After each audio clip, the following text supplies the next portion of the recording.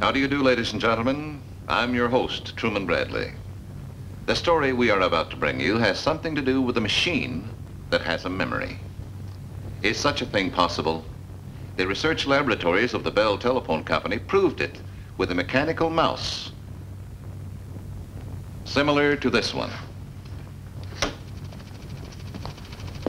Here is a maze. The mouse is electronically controlled and connected to the memory units in that machine.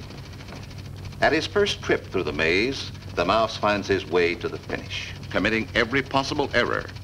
But the memory units of the machine are picking up his experiences and keep them stored in the memory zone.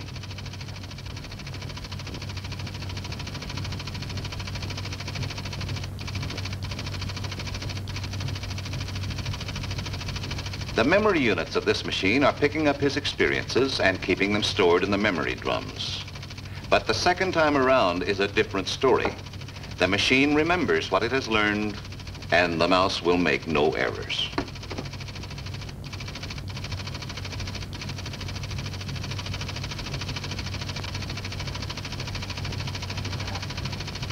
Amazing, isn't it?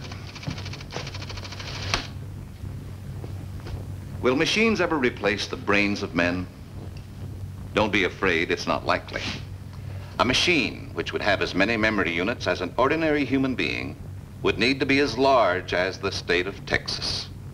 And as everybody knows, nothing is that large. The experiment was science. The story was fiction. But science in this case is just as amazing as fiction.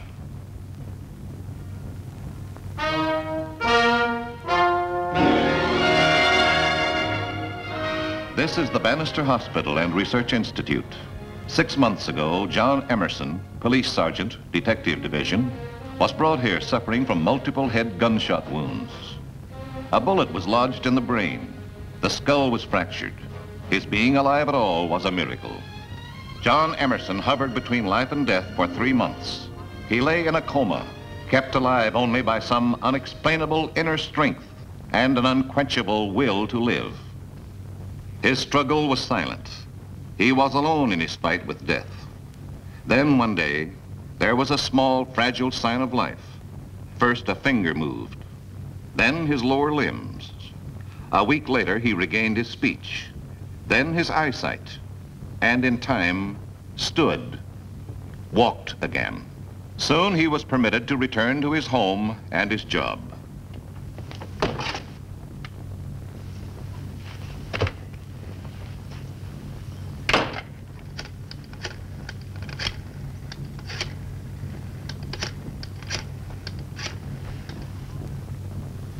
Hello, is Joan there? She's out. Where'd she go? Yeah, this is Johnny. I just got home from the hospital. I want to take her out to dinner. All right, thanks. Dinner'll be ready in 5 minutes. Darling. Gosh, it's good to hold you. How'd you get in? Janitor let me in. Oh, be careful, Johnny. Remember, it's your first day out. I never felt better or more rested in my life. Operation must have improved my eyesight. You look prettier than ever. You don't know how much I missed you. Oh, I really love you, Johnny. You all right now? Oh, I'm disgustingly normal. Had the greatest surgeon in the business. The odds were 1,000,000 to 1 against me. Patient lived, the doctor died. What do you mean? Dr. Turner, man who saved my life. He died of a heart attack shortly after my operation. Then you never even met him. Never had a chance to thank him. Well, we can thank God. I'll need some more divine guidance tomorrow. Why do you say that? Well, they want to make me a police lieutenant. Oh, that's great news, darling. Well, I guess it's kind of an award for the bullet. Oh, for being a hero. I'm no hero. I'm scared stiff. Look, I got to pass all kinds of tests. Intelligence tests, aptitude tests. Maybe I ought to stay a sergeant. Oh, no. You take those tests and you pass them. We can get married on lieutenant's pay. Can't we? Yeah, I guess so. So you pass those tests, and that's an order. Yes, ma'am. Come in. Good morning, Captain. Good morning, Johnny. Nice to have you back. Sit down. I heard the results on those tests I took were in. Yeah, I've got them right here. Tell me, Johnny, while you were in the hospital, did you do a lot of studying and reading? Reading? I was in a coma for 3 months. After that, my eyesight was impaired for quite a while. Yeah, of course, I heard that. But there's got to be some explanation. Explanation for what? If I didn't know you so well, I'd think maybe you found some way to cheat. On the exams? You know that's impossible. They're completely supervised. Otherwise, I might have tried. No, not you, Johnny. I know you and I know your record. But what throws me is that you had so little time to prepare for the exams. Is anything wrong, sir? Well, when you first took the exam years ago, when you first joined the force, you had an IQ of 119. This time, it's 173. 173? That's fantastic. I talked to the examining psychologist about it. He's completely at a loss to understand it. It doesn't make sense. 173, that's genius rating. I don't understand it. A jump like that's most unusual. According to the experts, it can't happen. You mean they want me to retake the test? There's no reason for that, Johnny. You took the tests, you passed them, and you've been promoted. Congratulations. Here's your badge. I'm proud to have you as a lieutenant. Thank you, Captain.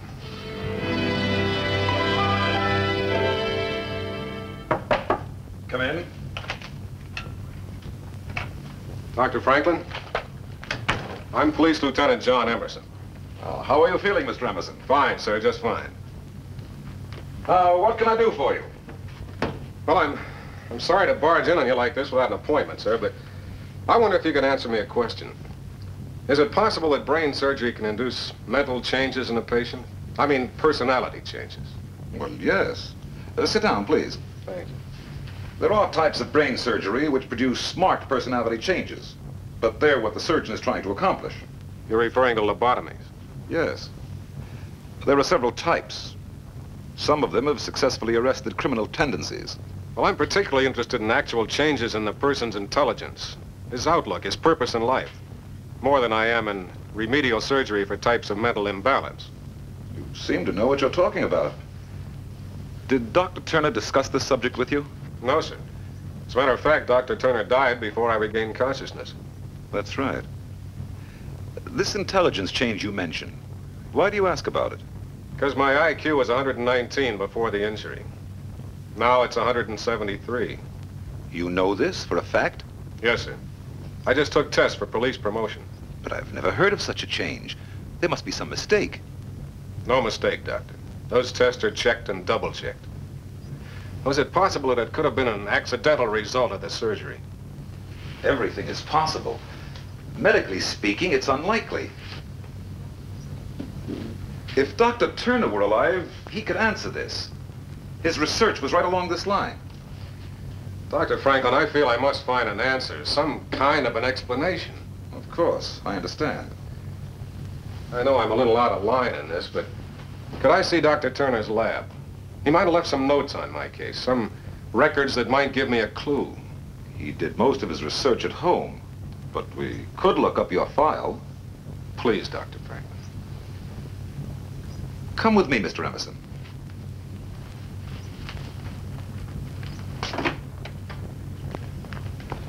Everything is just about as he left it.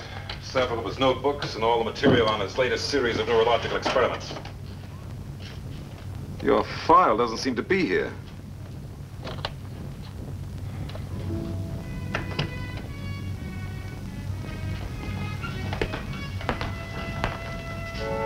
I see Sam's still alive.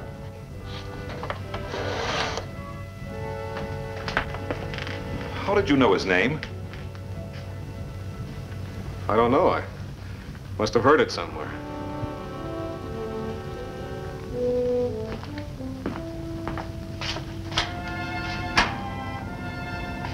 This must be the magnetic erasure and recording machine he made to conduct his experiments and personality changes. Yes, it is. Mr. Emerson, how could you know these things? You were unconscious. Dr. Turner could never have talked to you. That's exactly why I'm concerned, Dr. Franklin. I seem to know things now that I didn't know before. Dr. Turner believed that a human being uses only a small area of his brain, 5% to be precise. The capacities of the brain are unlimited. Let us suppose that your brain kept functioning while you were lying unconscious. Your nerve cells picked up bits of information, words, sentences. Dr. Turner's words. You mean I was in a coma and my brain heard him and remembered his words? I know it sounds rather fantastic, But it's possible. there have been experiments with teaching with recordings while the subject was asleep. Dr. Turner conducts such experiments? Yes. They were inconclusive. It still doesn't explain the jump in my IQ, change in my aptitude tests. I'm afraid it doesn't.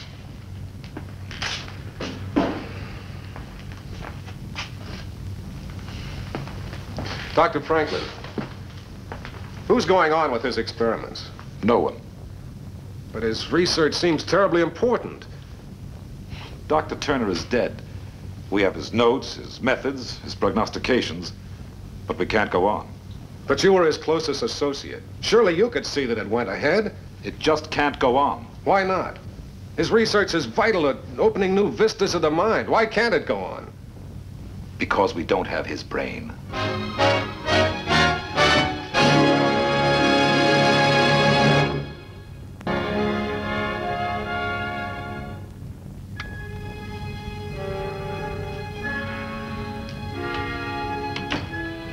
What was the mysterious force that compelled John Emerson to behave in a manner strange even to himself, to seek out Dr. Turner's house and force entrance? Don't move. I have a gun. Sorry, I didn't mean to frighten you. I didn't see any lights. I thought the house was empty. I tried to call earlier, but nobody answered the phone. Who are you? I'm not a burglar. My name is John Emerson. You can explain that to the police. I'm a police lieutenant, Mrs. Turner. Police lieutenants usually ring the front doorbell. You're lying. I'm not lying. 7 months ago, I had a bullet in my head. Your husband took it out. And how does that entitle you to break into my house? I didn't break in. There was a key A key? in the garage over the window. That was where my husband kept his extra key. How did you know that? I don't know. That's why I'm here. I had to come, Mrs. Turner. I just had to. Show me your identification. Put it on that table. Back up.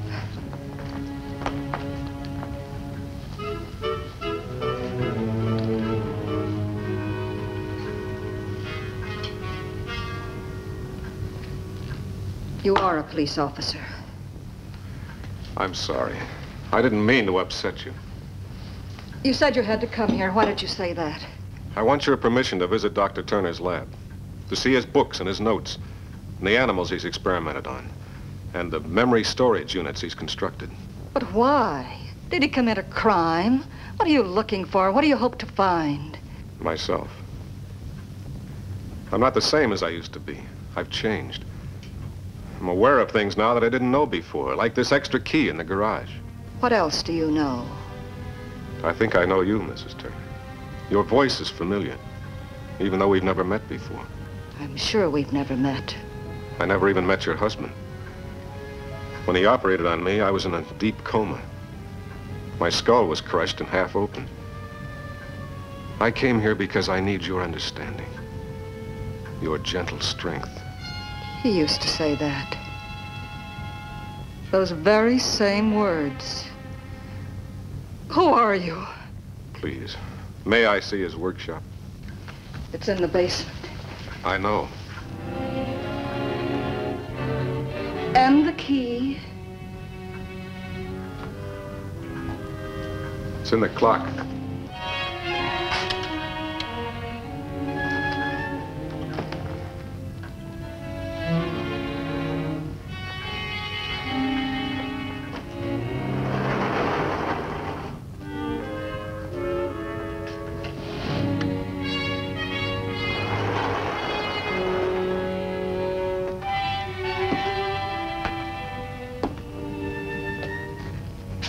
You knew where the light switches were.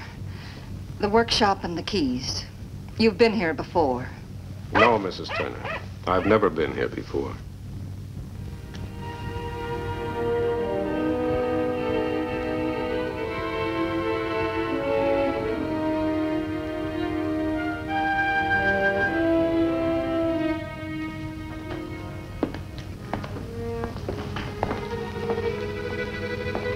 Transferred certain segments of the behavior pattern of a dog to a cat. Now the natural enemies have learned to live in peace. But how did he do it?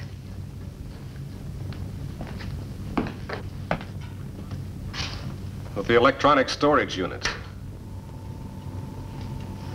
There's an old theory that the brain cells are like so many miniature filing cabinets, storing away memories, emotions, and sensations. Now, he found a way to open these tiny files and transpose what was in them to the memory units of the electronic brain. Then he retransposed them at will to the brain files of other animals, using the same method. He did it with a cat and a dog, a hawk and a guinea pig, and they didn't harm each other. Go on. These are great experiments. Why do they have to stop?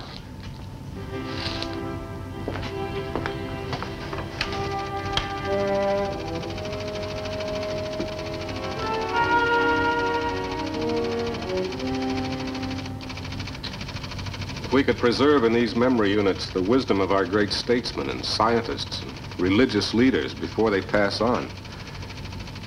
And then transfer it at will to the minds of other people. The world would be a better place. That was his dream. But he died too soon. Let me stay here, Mrs. Turner, and go on with his work.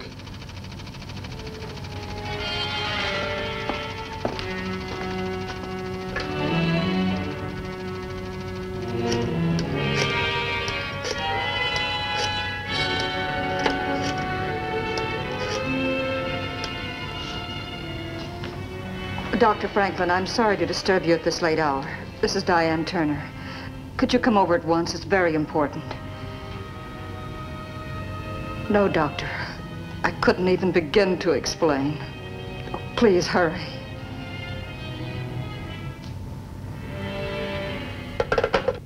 Try to remember. When did you first notice these changes in your behavior pattern? The day I got out of the hospital. I started using words that I never even knew before.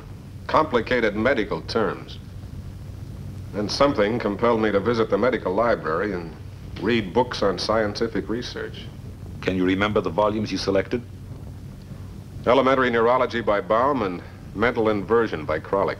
Those books were Norman's favorite reading. These are difficult texts. Did you understand what you were reading? I could close my eyes and quote whole paragraphs at will. Every single sentence seemed to be familiar. Dr. Franklin, how can you explain this? Everything that happens for a reason and a purpose. Changing one element into another used to be called witchcraft years ago. Today it's called atomic science. Thought transfer was once thought to be magic. Today it's called extrasensory perception. If there are these changes in John's pattern of behavior, there must be a medical reason, and we must find that reason. But how? The answer may be locked in his subconscious. I should like to try narcosynthesis. Under the influence of sodium pentothal, the subconscious often releases secrets which the conscious mind is not aware of. Look at me, John. Do you know me? Yes, I know you. Who am I? You're Dr. Franklin. I'm your friend. Tell me, what is it that's bothering you? I must complete my research. There is no time. I am a sick man. So much to do. Help me. Please help me. I must finish my work. Don't tell Diane how sick I am. Please don't tell Diane. Oh, stop it. Stop. Mrs. Turner. Oh, I'm sorry, Dr. Franklin. Go on with your experiment. The experiment is over.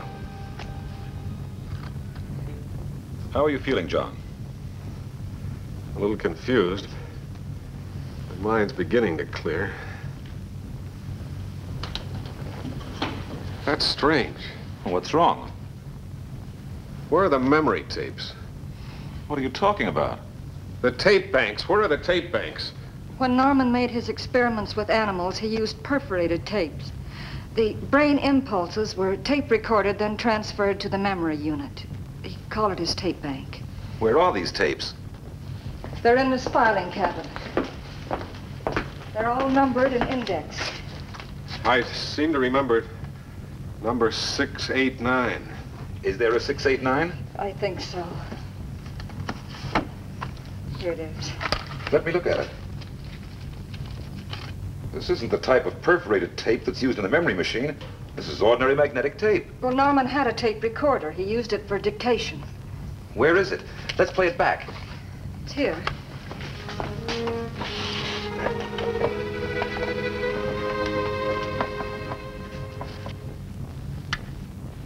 I, Norman Turner, am making this recording in the hope that one John Emerson will find it and be listening to it. John, I taped this immediately after I had completed work on your head injuries. If you have come without any outside guidance far enough to find my laboratory, my books, and the memory units I constructed, then this in itself must prove that the work of a lifetime was not wasted. This is an experiment, John, and one which may seem to you of a fantastic nature. I chose you for my subject because I found my first opportunity to reach the unused portions of the human brain when your skull was open while I was operating on you. If this experiment is a success, you should have, by now, all the knowledge and senses you had before you were hurt, and in addition, you should have all the medical and scientific knowledge that was mine. The method I used to accomplish this was to connect my mind electronically to the memory recorder which is now in my laboratory before you. Millions of tiny transistors picked up my entire brain activity, its desires and emotions, my scientific curiosity, and reducing them to electronic signals, transferred them to, and forever recorded them on, its electronic brain. John, my experiments with animals were impressive, but inconclusive. It became necessary for me to prove my theories with a human being. Your head injury gave me the opportunity for which I'd been waiting. During your operation, I relayed the stored-up impulses to your brain.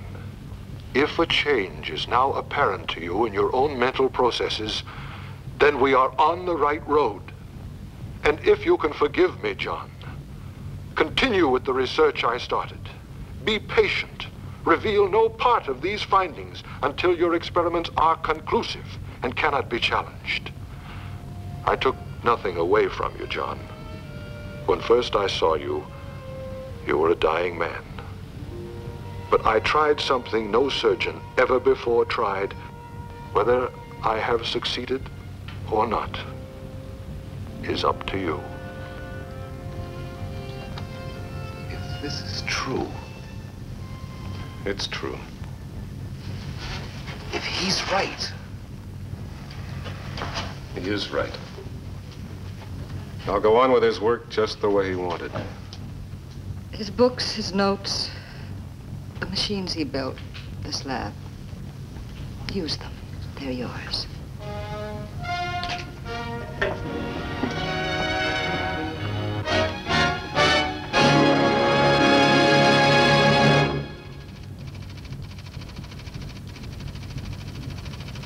Just as the mouse groped its way through the maze to hunt the solution, so science engages in endless research.